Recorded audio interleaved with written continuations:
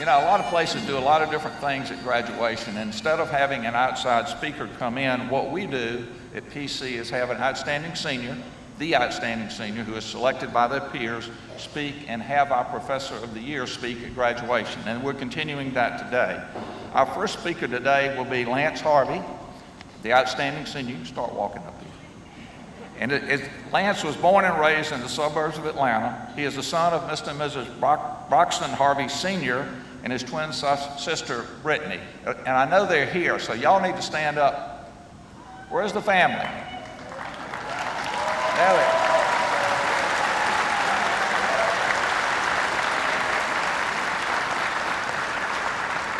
As I said to all of you, and I've told Lance before, he didn't get here by himself. And what you see over there are people who guided and directed and helped him get here. He is a political science major with a minor in pre-legal studies. He served as president of the Political Science Club and as SGA Junior Class Secretary in 2017 and 18. While embodying PC's motto, "While we live, we serve," Lance served as student mentor, a Sterling, a resident assistant, and a member of the Model UN. Lance says his greatest achievement here at PC was the opportunity to successfully graduate from college a semester early. So Lance, we're delighted to have you here today and look forward to hearing your remarks. Thank you, Lance. Give Lance a round of applause.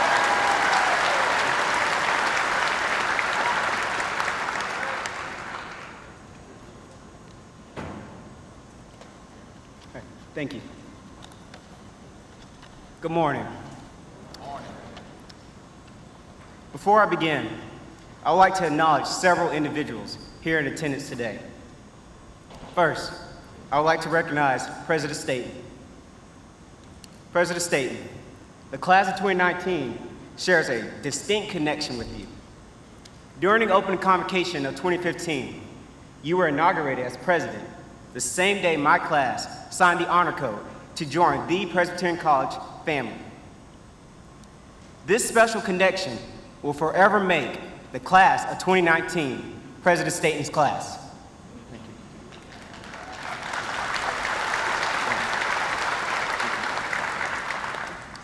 Additionally, I'd like to give a special thanks to Dr. Rayburn and the Office of the Provost for their dedication to this institution and the students. Furthermore, I'd like to recognize all my undergraduate professors. Specifically, I'd like to recognize Dr. McAdams and Dr. Liu. You both have advocated and supported all of my dreams. I am very fortunate to have had you all as my professors. Thank you. Thank you. In addition, I'd like to acknowledge Dr. Ingram, Dr. Heiser, Dr. Lance, and Dr. Daniels. As my professors, you all have challenged and stimulated my passion to excel and to lead. I'm very fortunate to have had you all. Thank you. Next, I would like to thank my family and friends for all that they have done. Many of you have advised and contributed to me since youth. I know that I can always depend on my family for everything. Thank you. All right. Now, most importantly, I would like to take the time to honor my parents, Broxton and Jennifer Harvey. My twin sister and I are truly blessed with such phenomenal parents.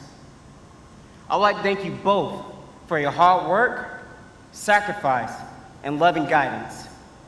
I tell everyone I know that your counseling has made me the individual I am today. Thank you.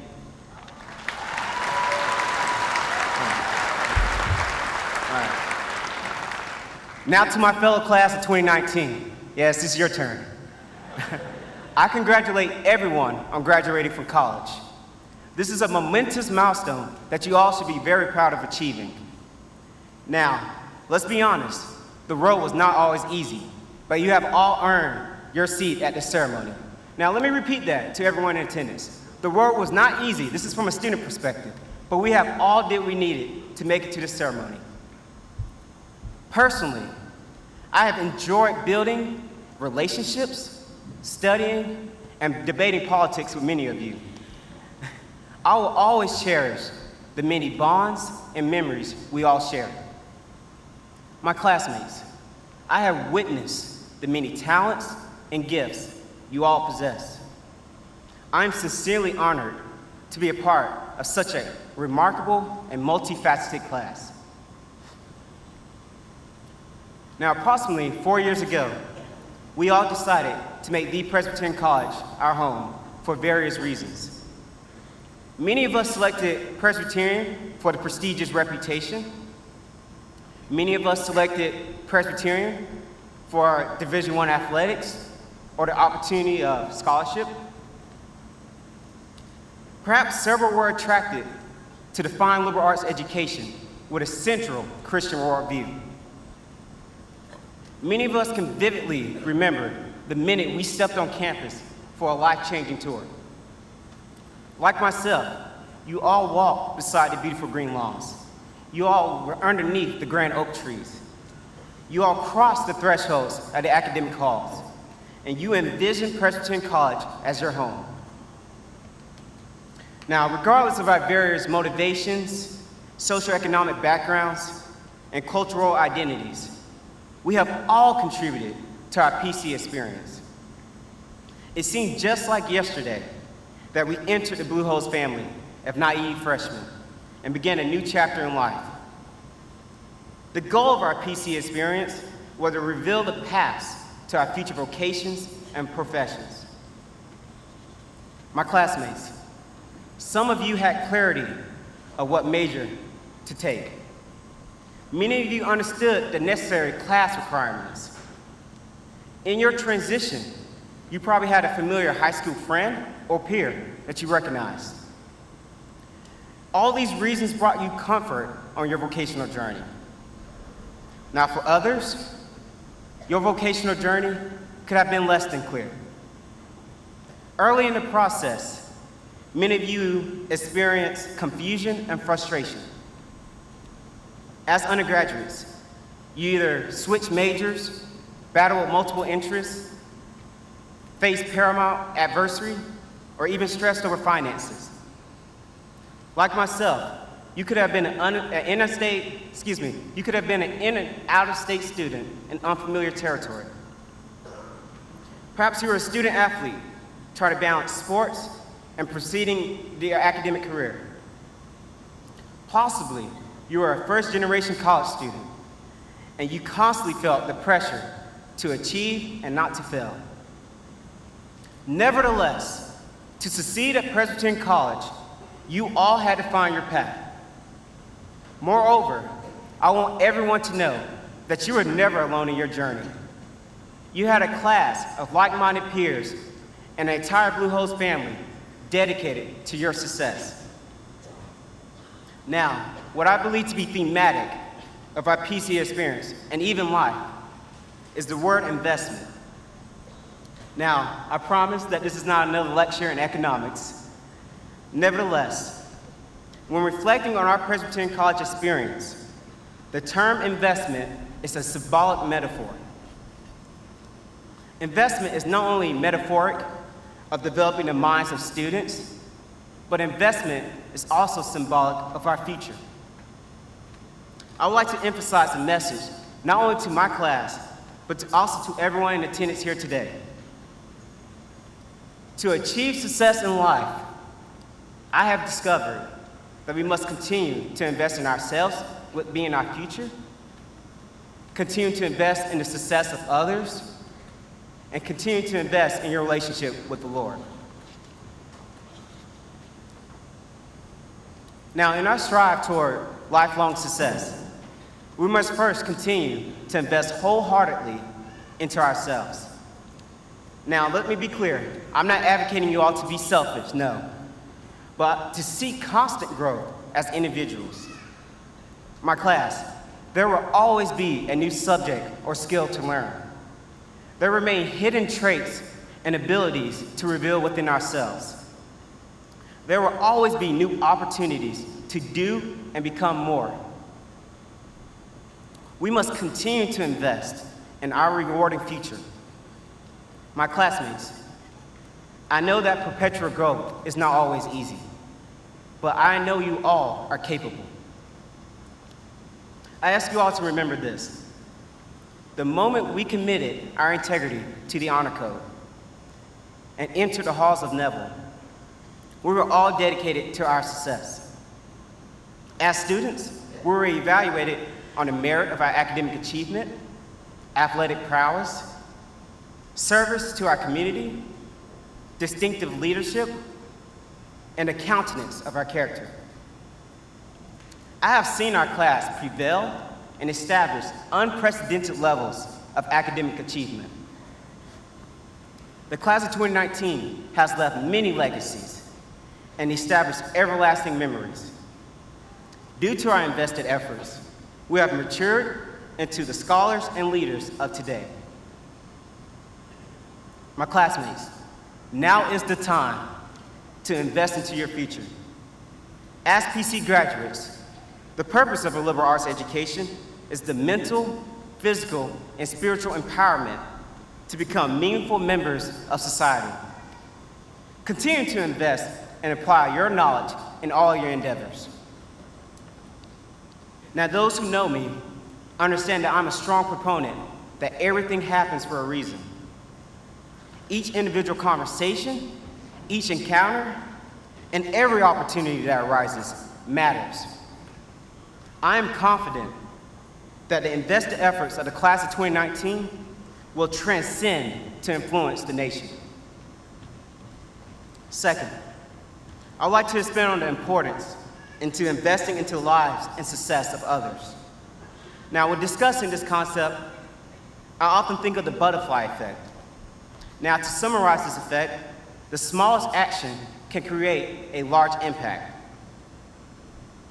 We can invest in others through encouraging words, education, gifts, and other forms of support. I want to stress this point. You may never know who you can inspire. Your example and investment can resonate in the lives of others. In reflection of our college experience, many individuals had to invest into your success. Either a relative, a friend, or an organization investing into your future.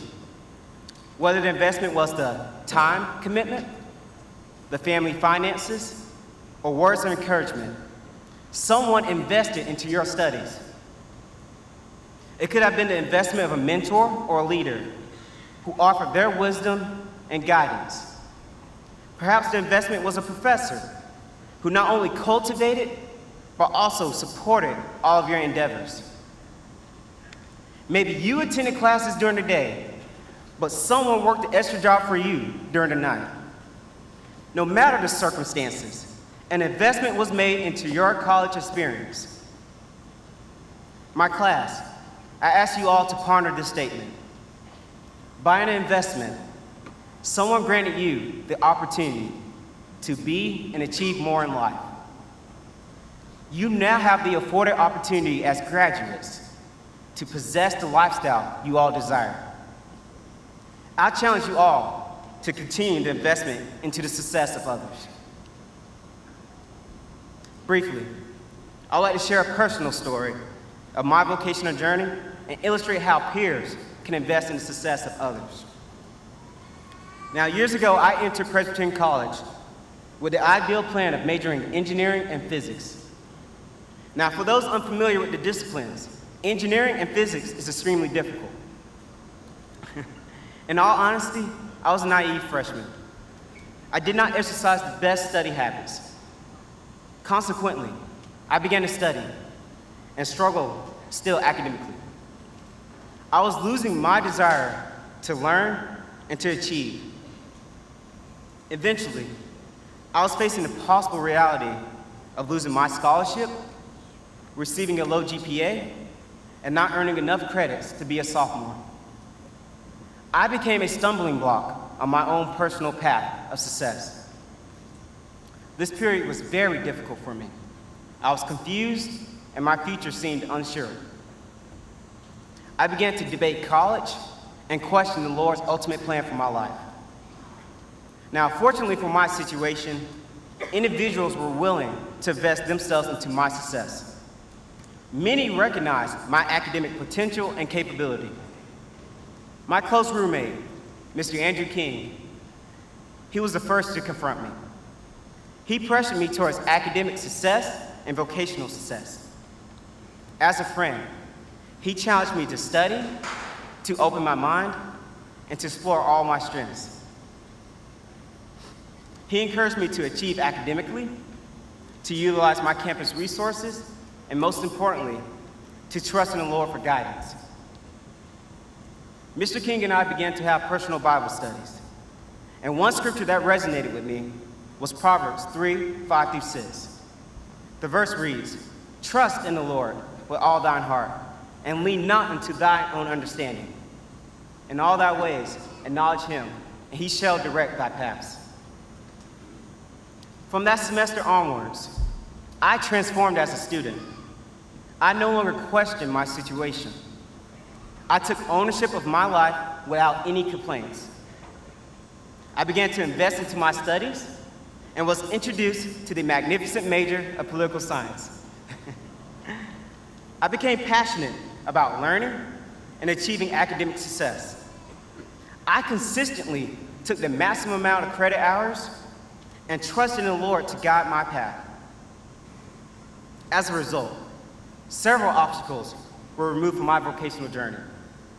I became an active student leader, I connected with my peers, and I was blessed to graduate college a semester early. In examination of my undergraduate career, I would never owe my success exclusively upon my academic merit. I owe my success to the glory of God, caring faculty, my family and friends. Many individuals on this campus and in my life directed me towards my vocational realization. Like the statue placed in front of GDH, which is Greenville Dining Hall for those unfamiliar, we can lift others towards their vocational success. Like the butterfly effect, our investment can inspire and transform the lives of others. Now, correspondingly, I have learned that faith can drive our lives. My classmates, we all have ambitious goals and desires for our future. I'm confident that everyone will achieve those goals. However, situations will arise. I ask you all to remember Philippians 4:13. The verse reads, "I can do all things through Christ, which strengthens me." The Lord will be your source of confidence, wisdom, and guidance. Trust in him, and he will direct thy paths. My classmates, the world is waiting. As we cross this stage, we are one step closer to our end destination. I encourage you all to be strong and productive members of society. I expect the class of 2019 to produce influential leaders, business owners, renowned scholars, noteworthy scientists, and paramount national figures. In closing, I thank the class of 2019 for this award. I share the Outstanding Senior Award with my peers in honor of our undergraduate experience. I wish you all much personal success and a lifetime of fulfillment. I only ask the following of you all. Continue to invest in your future. Continue to invest in the success of others. And most importantly, continue to invest in your relationship with the Lord. Thank you all, and go Blue Hose.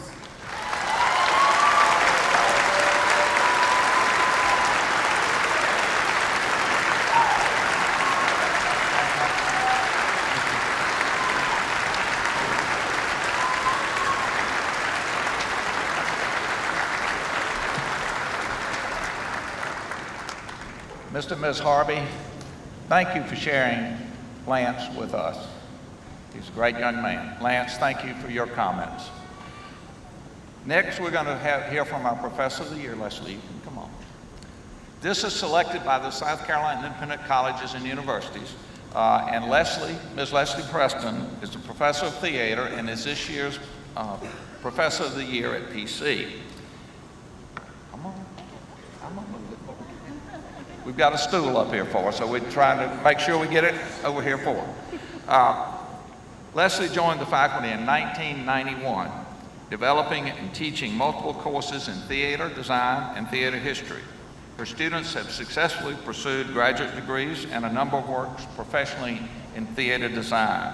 In 2013, she and her colleague, Miriam Ragland, won several awards from the Association for Theater and Higher Education in their prizes for innovative teaching. Notable service roles for the college from Leslie over her tenure here involved chairing the theater department, chairing the academic master plan task force, revising the college honor code, and serving on the faculty senate. She has also served on the board of the South Carolina Theater Association and is as the chair of the College and University Division of the Southeastern Theater Conference. Professor Preston has designed over 70 productions for PC and received numerous Kennedy Center and American College Theater Excellence in Design awards for that work. She has continued to design professionally with over 15 productions at Warehouse Theater, Center Stage, and Glow in Greenville. Professor Preston holds a BA in theater from Dalhousie University and MFA in theater design from the University of Calgary. Before moving to South Carolina, Ms. Preston worked extensively in Canada as a scenic designer. At this time, I would like you to welcome our 2019 Professor of the Year, Ms. Leslie Preston.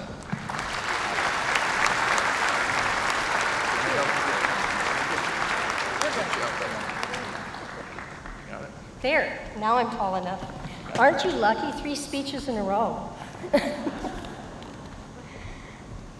Chairman Lassiter, President Staten, students, colleagues, friends and family, graduates. In May of 1974, I graduated with a BA in theater. My parents were so happy when I chose my major. And everyone was asking me what I was going to do next. Sound familiar? Today, I'm anticipating my graduation into retirement next year. People are again asking me what's next, and in a plot twist worthy of a Disney movie, I have the same answer: I am going to Scotland. In 1974, the answer was part of my newly developed Piglet strategy of coping with life. Piglet is the character in Winnie the Pooh that I feel closest to. He's little and afraid of lots of things, but he really wants to do well, and he doesn't want to let his friends down. So the Piglet strategy is just say you're going to do something, even if it's really scary, and then you have to do it, otherwise you're letting people down. Still works for me. You're welcome to use it. So I took the return plane ticket that was my graduation present, the $800 that I had saved for my very grand adventure, and I went. I didn't have a place to stay or a job to go to, and although I had some family left in Scotland, I hadn't seen them since I was 5. But I went. It was easy. I was young. This time, it's much harder. I have a house to sell, and if anybody's interested, see me afterwards. A dog who is coming with me, friends I have to leave behind, Social Security to figure out, and a bunch of stuff. I have second thoughts. I'm no longer young, but you are. After 4-ish years in college, finding and refining your voice, you are now ready to use it in the real world. You are leaving your PC, just like A.A. Milne's Christopher Robin had to leave his PC, Pooh Corner. Christopher Robin, who was looking at the world with his chin in his hand, called out, "Pooh?" "Yes," said Pooh. "I'm not going to do nothing anymore." "Never again?" "Well, not so much. they don't let you. Still with his eyes on the world, Christopher Robin put out a hand and felt Pooh's paw. "Pooh," said Christopher Robin earnestly, if I'm not quite..." He stopped and tried again. "Pooh, whatever happens, you will understand, won't you?" "Understand what?" "Oh, nothing." He laughed and jumped to his feet. "Come on." "Where?" said Pooh. "Anywhere," said Christopher Robin. This passage forms the basis for the opening of Disney's recent movie, Christopher Robin. Christopher Robin is leaving childhood behind and going to boarding school, where he will no longer be allowed to do nothing. In the movie, we see him grow up, go to college, get married, have a child, fight in World War II, and become an efficiency expert. He never goes back to visit his friends in Pooh Corner, and he has absorbed the lesson that being a grown-up means living childhood behind. I would like to argue, as the movie does, that having a successful and fulfilling life means exactly the opposite. Embrace your youth. Being young means being filled with joy, being impatient for change, being open to imagining new possibilities. Being young is powerful. Today might feel a little bit sad because a part of your life is ending, but it is also joyful because you are commencing your grand adventure, your new lives, and adventures should always be started with joy. Or to put it in Pooh terms, "What day is it?" asked Pooh. "It's today," squeaked Piglet. "My favorite day," said Pooh. Kimberly Hampton, PC 98, lived her life to the fullest and with joy. She graduated with honors in English, captained the women's tennis team to 3 consecutive South Atlantic tournament titles while remaining undefeated in 3 years of conference singles play, and won the SAC awards for Women's Tennis Player of the Year in 1997 and 1998, and Female Athlete of the Year in 1998. She became only the second woman to serve as PC's ROTC battalion commander. After graduation, she served in South Korea and Afghanistan as a combat helicopter pilot and became the commander of Delta Troop 1st Squadron, 17th Cavalry Regiment. Kimberly died in Iraq on January 2nd, 2004, when her Kiowa helicopter was shot down near Fallujah. She was the first female military pilot in United States history to be shot down and killed as a result of hostile fire. She was also the first female combat casualty in Iraq from South Carolina. I didn't know Kimberly, but in 2014, when the theater department decided to create a documentary play about her life, we spoke to many people still here at PC who remembered her and her joy for life. We also worked closely with her mother, Anne, who shared this email sent shortly before she was shot down. "If anything ever happens to me, you can be certain that I am doing the things I love. I'm living my dreams for sure, living life on the edge at times and pushing the envelope. But I'm doing things others only dream about from the safety and comfort of home. I wouldn't trade this life for anything. I truly love it. So worry if you must, but you can be sure that your only child is living a full, exciting life and is happy." Kimberly followed her childhood dream to fly helicopters, and while she was on this earth, she was a presence to be felt. Alexander Hamilton, recently voted most popular founding father by Broadway enthusiasts, was also a presence to be felt. He immigrated to America alone at age 15, fought at Washington's side in the Revolution, helped ensure the ratification of the Constitution, and saved the United States from financial ruin all before he was 33. he was impatient for change. The Parkland students who have refused to be polite and quiet over the last year about the changes they want to see in society are also rightfully impatient. They, like you, are young. They say no reason to wait for change. Listen to Emma Gonzalez, 18 years old, and speaking to the President of the United States. Every single person up here today, all these people, should be home grieving. But instead, we are up here standing together because if all our government and president can do is send thoughts and prayers, then it's time for victims to be the change we need to see. Impatience can be powerful. Back in Pooh Corner, we have me. By the time it came to the edge of the forest, the stream had grown up so that it was almost a river. And being grown up, it did not run and jump and sparkle along as it used to do when it was younger, but moved more slowly. For it knew now where it was going, and it said to itself, "There is no hurry. We shall get there someday."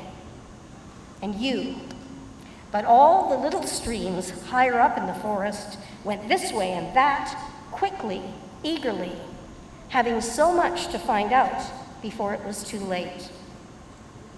Much to find out. Your openness to new ideas, to dialogue, and to sharing is another source of power. I see it in my classroom. At your best, you listen to each other and lift each other up. You don't always agree, but you don't let it turn you away from each other. Don't let that power end now.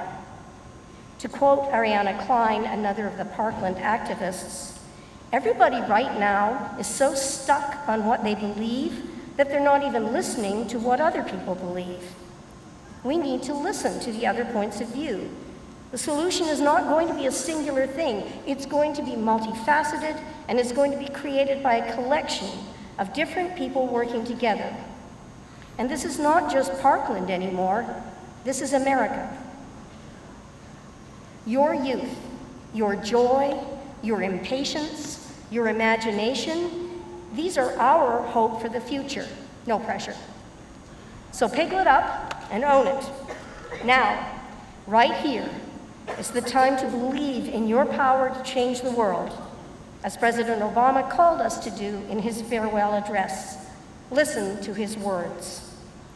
Hold fast to that faith written into our founding documents, that idea whispered by slaves and abolitionists, that spirit sung by immigrants and homesteaders and those who marched for justice, that creed reaffirmed by those who planted flags from foreign battlefields to the surface of the moon, a creed at the core of every American whose story is not yet written. Yes, we can.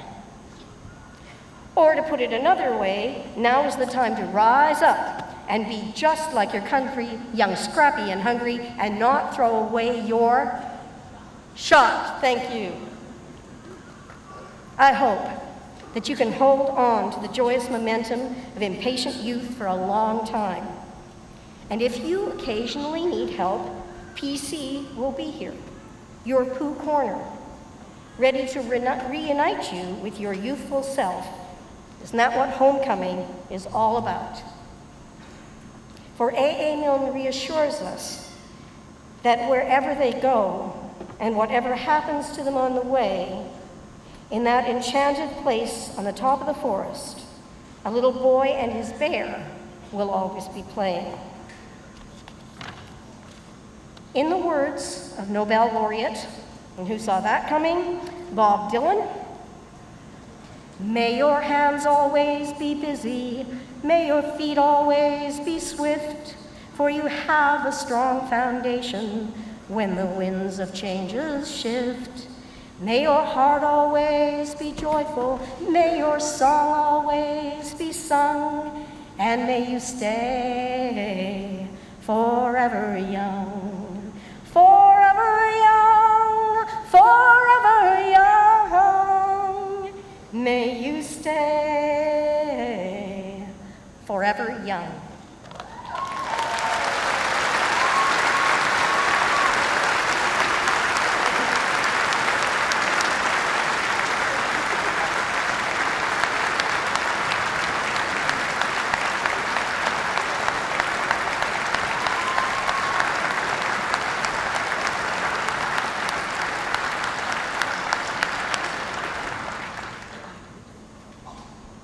Would all the candidates for Bachelor of Arts and Bachelor of Science degrees please stand?